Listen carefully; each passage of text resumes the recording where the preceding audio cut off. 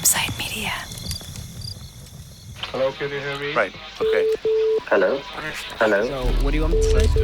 Oh, it's just, Hello? Chameleon. Season 4. Scam Likely. A production of Campsite Media. Oh.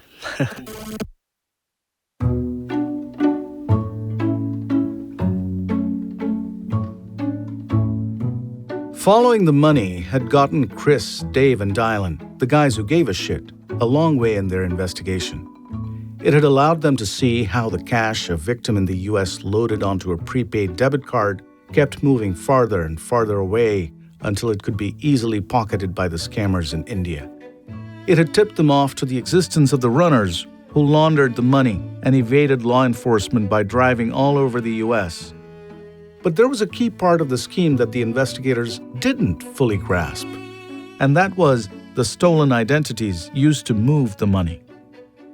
These identities belonged to people who had nothing to do with the scam. But Kris, Dave, and Dylan couldn't quite figure it out. Where did those stolen identities come from? Dylan, the digital data ace, would look at the information over and over. So we happened to notice that a lot of those stolen identities were a bunch of nurses in New York. It's odd that so many of them in this batch were all nurses. It was very odd. So another federal agent working the case starts digging, and he notices that it's not just that those stolen identities are a bunch of nurses from New York. They're all affiliated with the same company. So the agent calls up the company and tells them they've got a problem. I did not want to believe that something like that would happen to us. It was something that, I did not imagine. This is the CEO of that company. I'm going to call him Leonardo. The company he runs helps individuals in need of home health care find nurses and does a lot of payroll-type work for the nurses too, which involves keeping their personal data, things like social security numbers.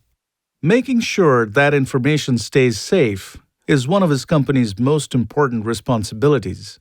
So this news, that someone has stolen it, seems like an existential risk to Leonardo. When I realized that we had a problem, I would say it was not a pleasant moment. Something like that can basically kill a company. The federal agent tells Leonardo he doesn't know how the identities of these particular nurses were stolen. That was a mystery that following the money alone couldn't solve. And Leonardo decides it's his company, his responsibility, and he's going to try to get to the bottom of it himself. It's funny because in such a moment, you really have two options, right? You can decide either to go and hide and try not to, dig too much information and leave it to that. Or you can, what I believe is the right thing to do is to really dig into the problem and understand the scope of the issue that you have in hand. Leonardo knew that nurses routinely call into his company to ask for and share their personal information. And he also knew those calls were handled by a call center in India. And what Leonardo finds out is that there's one particular employee at that call center who has fielded the calls of these nurses whose identities have been stolen. But it's still a puzzle to Leonardo. How could this employee have stolen all the information? It was mind-boggling how that person found a way to get that information. I mean, yes, if it's, one person, maybe you can remember the numbers, but if you have multiple people, multiple customer data, how do you keep that information? Leonardo knows his call center has CCTV cameras. So he goes through the footage and he finds out exactly what's going on. When the employee is on the phone with the nurses, he can see their personal information on his computer screen. At some point during the conversations, he whips out his cell phone and snaps a photo. Leonardo cannot believe it. I took it pretty personal. I was also pretty pissed. Right away, he books a one-way ticket to India, tells his wife he's not sure when he's going to be back. With an Indian private investigator he's hired, Leonardo marches into the call center and pulls the employee aside. At the beginning, he denied everything. But because we had the CCTV, we had the access log, the investigator, who was really, really professional, basically confronted him and basically told him that if he's not admitting what he did and give us actually all his accomplices, we will basically go after him. And most likely he was going to end up in jail. And I guess jail in India is not something that he wanted to end up in. So at a certain point during the interview, the employee basically opened up and started basically giving us actually all the information. And Leonardo passes on that information directly to the investigators. Here's Dave. His employee apparently broke like a cheap shotgun and told him that I've been selling customer or employees PII to the call centers. This is how I communicate with them. So he came and brought back to us the email addresses that he had been sending those names, addresses, Express socials back to his handler. It was good timing because Dave, Dylan, Kris, and their colleagues were already busy working their way into the heart of the call center scam themselves. And when you combine that with the information Leonardo had gotten from his employee, it sort of put that overall umbrella with the tendrils down to the various crews and said all of these call centers are working in concert with one another. And now it essentially was able to put your fingers out there and touch all of them.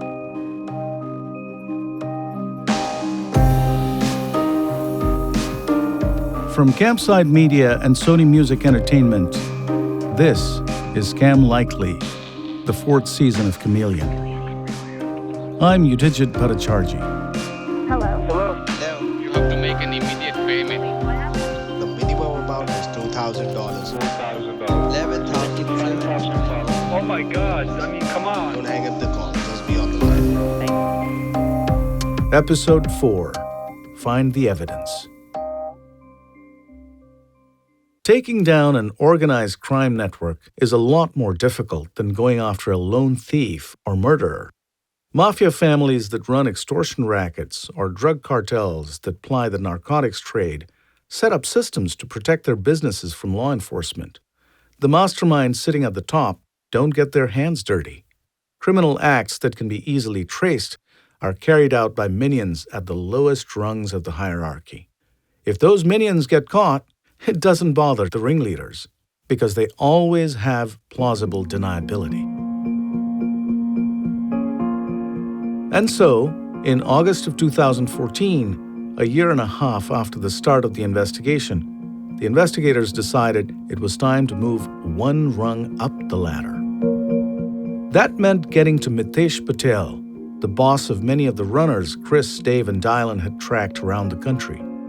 Mitesh, you might remember from episode 2, is the guy who called all the runners back to Chicago to instill some discipline in them and review their performance. What they had to do was find out what Mitesh knew without him becoming aware of it. They knew exactly how to do it. We have border search authority, so we're allowed to search pretty much anything that comes into or out of the U.S. Dave and his colleagues knew Mitesh traveled back and forth to India often. The next time he left the United States, they asked immigration authorities to stop him at customs for a routine search when he re-entered the country. They took his phone and eventually downloaded all the data. There was actually a chat on there where he was like, I'm at the hotel right now. It's room such and such. And he was clearly picking up a bag of money. He was talking about a token. That's really common. We see that a lot. And you've probably seen that on TV where you'll have two people that have a half of a dollar bill. Now they may just have it digitally on their phone. By the time, you show me your half and I'll show you mine, they match. And we know that we're supposed to be in the same room together. The most interesting thing the agents found was a FedEx shipping label. It was for an envelope full of cash that Mitesh had sent to a guy down in Sugar Land, Texas, Sunny Joshi. When they pulled up Sunny's driver's license and photo, they recognized his face right away. They had seen him in CCTV grabs from stores in the Houston area. He was a prolific runner, but they'd never been able to figure out his name. Now, thanks to the shipping label, they knew just who he was. Kris, who was based in Houston, started following him. I would sit down the street, and his house sat on the end of a street, so I could sit down the street and I would watch, and he would come out and he would smoke in his garage. I'd see the garage door opening as I was sitting, my car parked down the street, and he didn't want to come out in the rain, so he'd open the garage door and stand there and smoke. Sunny Joshi is a striking figure. He weighs nearly 400 pounds and wears glasses. One day, not long after Kris started surveilling him, he traveled to India. Just like with Mitesh, the agents had him searched when he flew back to the US. But unlike Mitesh Patel, Sunny Joshi had taken some precautions. When he came back into the country, he had wiped his phone. He probably was aware, or at least concerned, that he might get searched. Still, Sunny hadn't covered his tracks perfectly, which got Dave excited. His phone was almost sterile. He has contacts that had re-uploaded, but there was just this one email. And it very easily could have just been that when he turned his phone back on, he hit a cell tower, that it just bing, he got one email on there, and that was it. That one email had an attachment.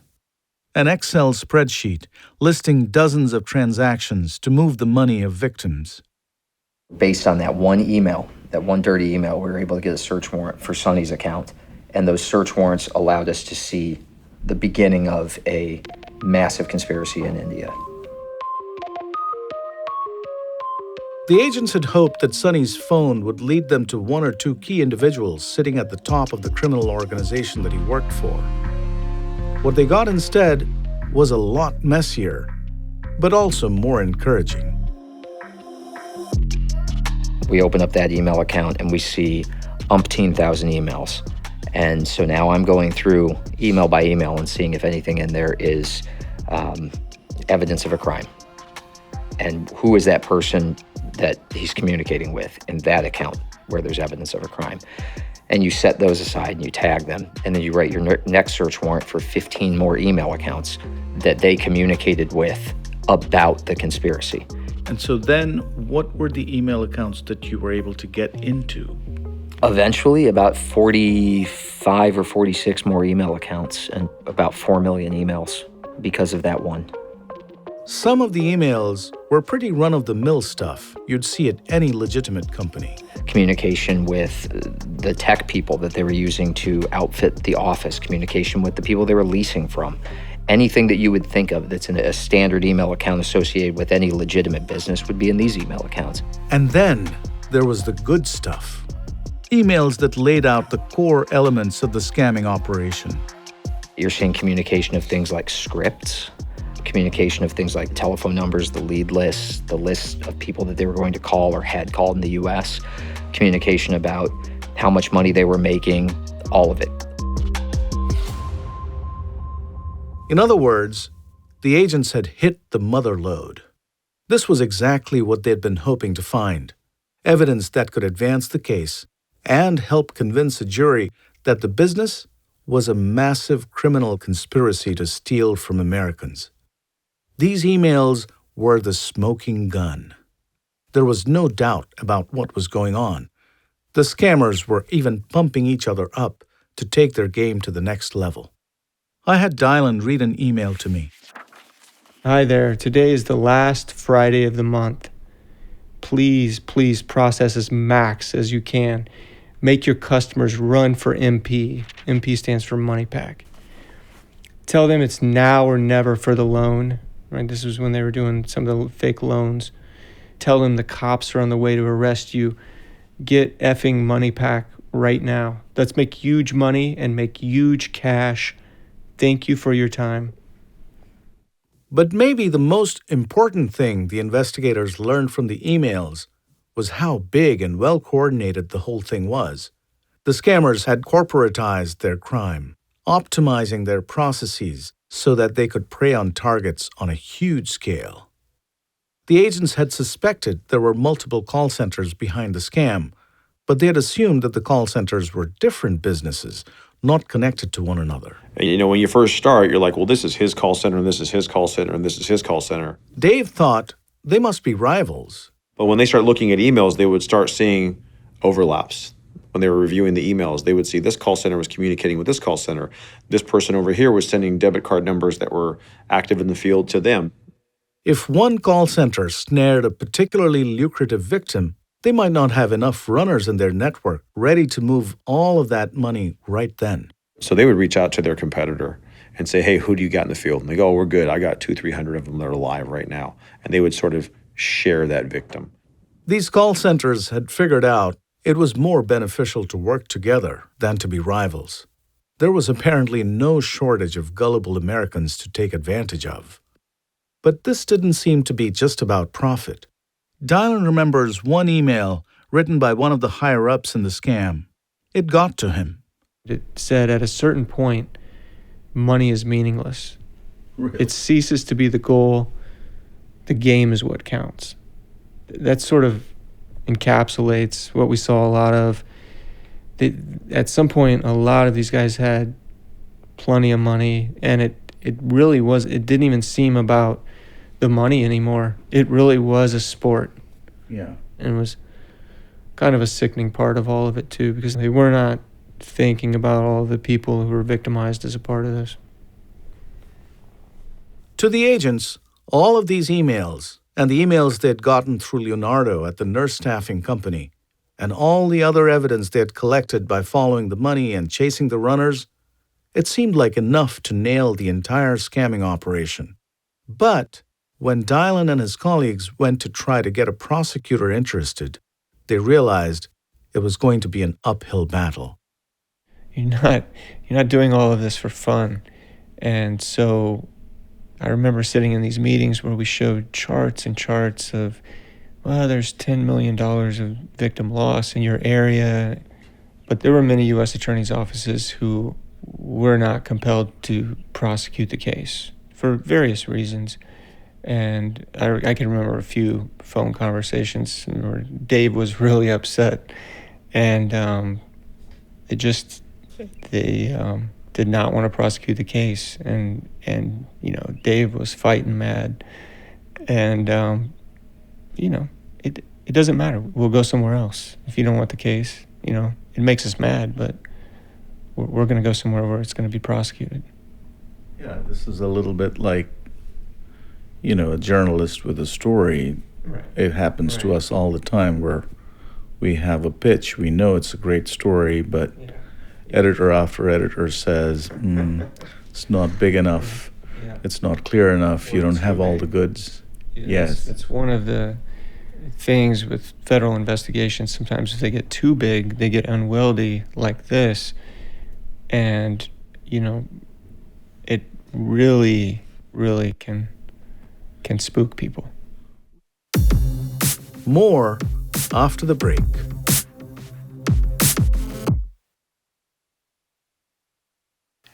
You're listening to Chameleon from Campside Media.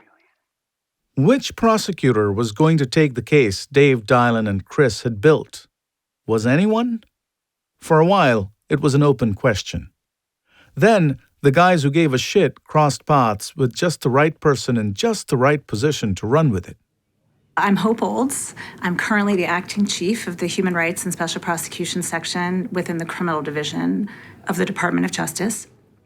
Hope Olds is a career prosecutor. She has a quiet, resolute air about her, exuding strength while being polite. She served in the Manhattan District Attorney's Office and did a stint as an assistant U.S. attorney in New Jersey before starting her current job. Hope had already worked on several international cases, just the kind of lawyer who would understand what the investigators were trying to do. So when she heard about it in 2014, she sat down with the agents to learn more. The crime that was being outlined to me was abhorrent, but quite frankly, the first thing I thought was these were fabulous agents. Like the agents that I met with, had they not been as articulate, as clearly hardworking and diligent, I would not have taken it or been interested. This case needed to be brought in a broad way, and without really talented agents, it would never have been brought at all.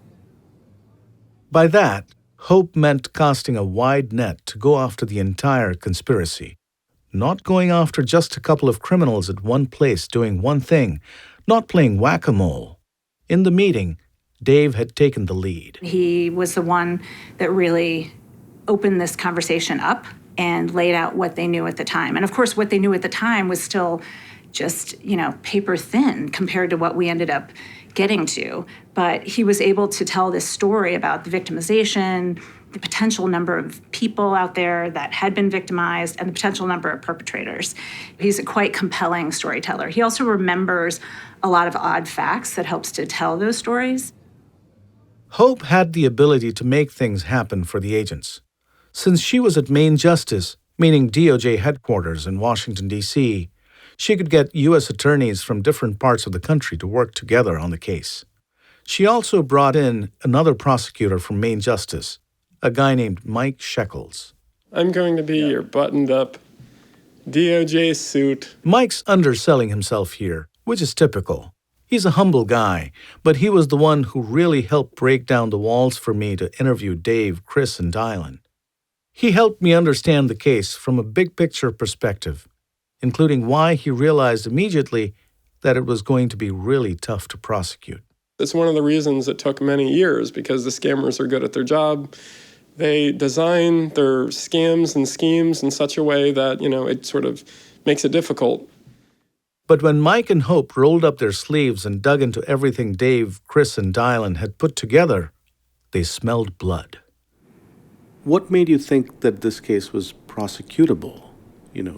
What were you going to need in terms of evidence to really make this work? Well, the thing that made it work were the emails. I mean, that's the thing that got us into the case and helped us realize the scope of the crime and helped us identify who the perpetrators were. So I think without the emails, we would have even been able to go after anyone? Mike's thought when he started to read those emails was, I want to get these guys. They were very sort of enthused that they were taking advantage of people in this way and ripping people off. And when I think agents or prosecutors would see the glee that they took of victimizing U.S. people, it's sort of like, well, this is a good reason why we're spending all our time on this case, because we do need to hold them accountable.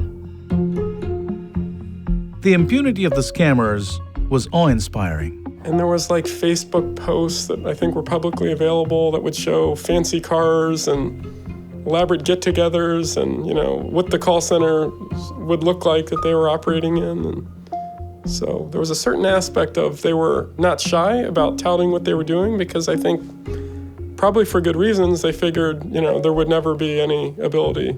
It was too complicated and too hard, and which prosecutors and investigators would spend the time to figure it out, and would the U.S. really come after people, all the way in India? So those are motivators for sure. Mike and Hope could anticipate the arguments that the scammers would make to defend themselves. Everyone could claim plausible deniability, say they were just following orders, that they had no idea that this was a scam. For instance, the callers could try to say, hey, we thought we were working for the IRS or Immigration Services. Plenty of perfectly legitimate call centers in India do work for U.S. organizations. We just thought this was another one. But Mike and Hope had a way to blow up those claims.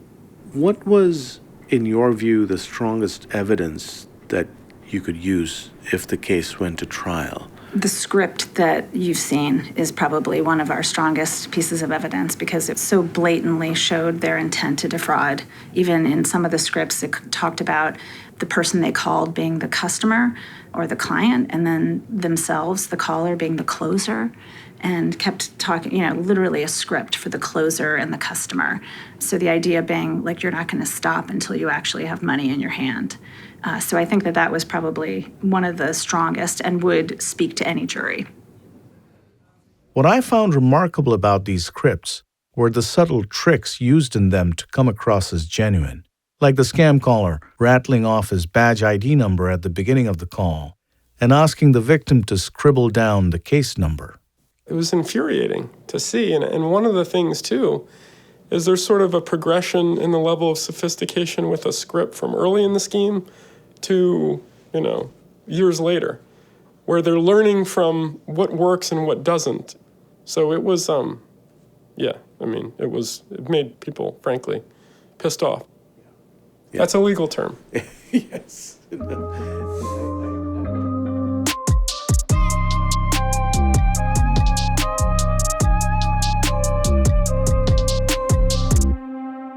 You're listening to Scam Likely. More after this. You're listening to Chameleon from Campside Media. One of the biggest questions in a long and sprawling investigation with multiple threads like this one is when to go in for the kill. By late 2014, the case had been dubbed Operation Outsource. In addition to Dave, Kris, and Dylan, there were agents from the Treasury Inspector General for Tax Administration, the U.S. Secret Service, various state and city police department officials, all lending support to the case. Hope could see that every new tidbit of information dug up by the investigation was helping to fill out the picture. But at some point, you have to finish the investigation. We could probably still be investigating right now, but if we wanted to prevent further victimization, we needed to do something and take what we had and actually move forward with it. But when? I will say there were a couple of moments where we could have gone in different directions. One of those moments was when a suspect in the case traveled from India to the United States and was picked up by police in California on charges of using fake IDs. Dylan, Kris, and Dave believed this person could be an important player in the scam. Realizing they might not have another opportunity to arrest someone this high up from India, the agents were eager to take him into federal custody. There was one of our Indian targets who was in the United States, and it was earlier in the investigation, and he came to light. There must have been a financial transaction that had occurred, and the agents really wanted to arrest him. But the amount of evidence we had on him was fairly small at that point, and it would have alerted the rest of the network to the fact that we were on to what was happening here, onto this scheme, and I didn't want to risk that. And so that was not a moment that we agreed, and I told them they were not to arrest that individual, and he returned to India, and we still don't have him. In retrospect, Hope isn't so sure that was the right call. Maybe that was the right moment, or maybe that wasn't the right moment. If they had arrested him and he had cooperated, then that would have broken open the case in a different way. But if he hadn't, and he had been immediately released, and then everyone knew to change their phones and their emails, or we would not have gotten the rest of the network. Hope's a good lawyer, so she tends to be careful when she talks. But I knew who the suspect was that she was talking about. I think you're probably referring to Rajpal Shah. Onesie? Is that? See how up on the details he is. He's a little too up on the details. I can neither confirm nor deny who you're referring to. But even though Hope and Mike believed Rajpal Shah was an important figure in the scam, he wasn't at the top of the pyramid. From the emails the investigators had been studying, they had begun to glean the organizational structure of the call centers in India. As they gained more insight into who the masterminds were, two names emerged at the top. The first was Sagar Thakkar, known to his friends and associates as Shaggy. Shaggy was, the investigators believed, the phenom of the scam. Although he was still in his early 20s, he had achieved cult status in the industry. He was the guy with bodyguards who looked rich who was running the call center where Pawan and Jayesh worked. The young guys we met in Mumbai in episode 3. He had started from the bottom, working as a caller just like Pawan and Jayesh. Kris was studying Shaggy from afar, and even he was impressed. He rose quickly through the ranks and became a very sought-after dialer, a sought-after closer, a sought-after payment processor. He was able to develop networks of runners in the U.S. very easily because of his English language skills, and ultimately managed a number of crews in the U.S. who liquidated assets on behalf of the call centers. We believe by the time we were ready to indict, we were wrapping up the investigation and getting ready to indict, we believe that he had stepped into a role on his own, running his own call centers. Shaggy's facility with the English language was only part of the reason for his rise. A bigger reason was his knack for strategizing and his talent for innovation. Kris had seen evidence that Shaggy had gotten the runners to experiment with different gift cards to make the money trail harder to follow. It seemed that Shaggy also kept changing how phone calls were made trying out different software to route the calls over the internet. By the time the agents would figure out what was going on, Shaggy would already be 2 steps ahead. He was also a charismatic personality, a born showman. Dave was just showing me a picture of the Audi that Shaggy bought from the captain of the Indian cricket team. It was like one of 10 in the world or something like that, this Audi A4. Yeah, he was a high roller. He was living flashy. He had a lot of money. I couldn't tell you the amount or how that would translate, but he was doing quite well enough to be opening up call centers and buying expensive supercars from probably the most popular athlete in India. Kris and the other investigators believed that Shaggy was on his way to becoming the kingpin of the industry, but he wasn't there yet. He appeared to be working on plans to open up his own call centers. But in the meantime, he was a contractor for an influential call center that had been one of the pioneers of the business.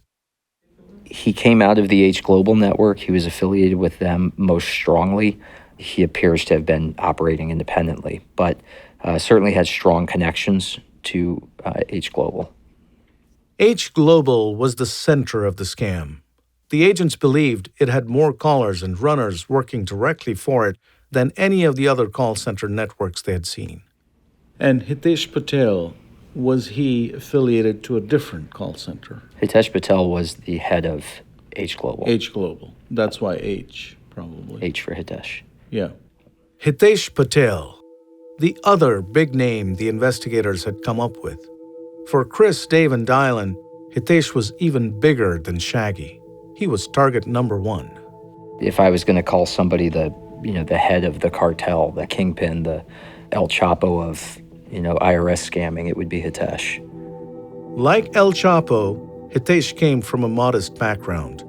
He wasn't conversant in English. He had a quiet, understated style. He leaned on people like Shaggy for technological and business expertise. But he could provide what others couldn't. Here's Dylan. He didn't get involved in the exact logistics, day-to-day operational things, but he definitely, in Gujarat, liquor is illegal, right? And Hitesh could provide liquor to anyone and everyone. So that was one of the things he did to grease the skids. He knew all the right people. He knew how power worked. He was a people person. He had a used car lot, and that used car lot doubled as an after-hours party spot. He would put on elaborate dinners and entertain public officials and police. Ever since Hope and Mike had started supervising the case, the investigators had been compiling more and more evidence. It was painstaking work, an endless chain of email subpoenas, combing through hundreds of thousands of emails, slow-going and tedious investigative steps.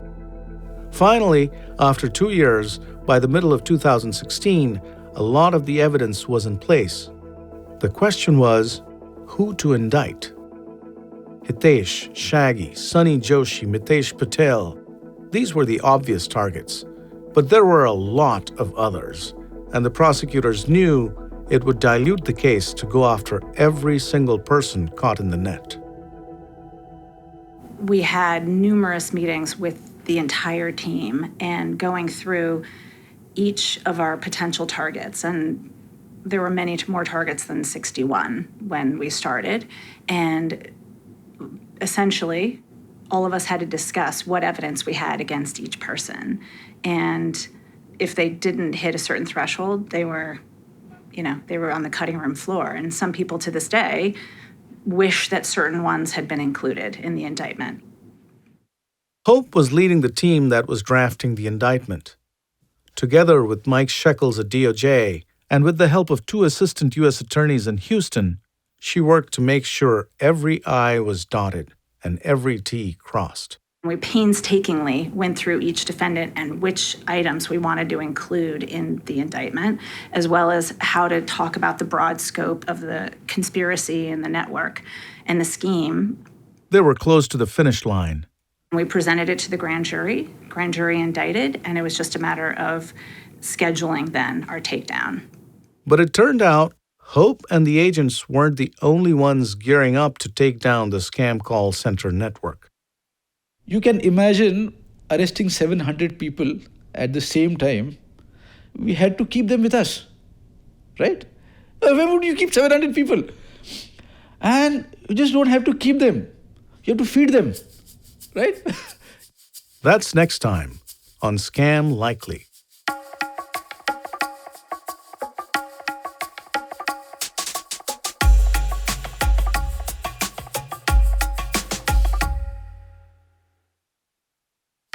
Subscribe on Apple Podcasts to binge all episodes now, or listen weekly on Amazon Music.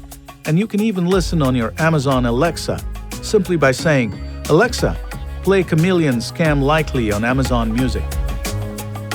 Chameleon is a production of Campside Media and Sony Music Entertainment. Scam Likely was produced and written by Eric Benson, Johnny Kaufman, and me, Utijit Bhattacharjee. Callie Hitchcock and Yiwin Lai Tremuin were our associate producers. The show was fact-checked by Sarah Ivry. Sound design and original music by Mark McAdam. Additional music by Samba Jean-Baptiste. Special thanks to Campside's operations team, Aaliyah Papes and Doug Slavin. The executive producers at Campside are Matt Scher, Vanessa Gregoriadis, Josh Dean, and Adam Hoff.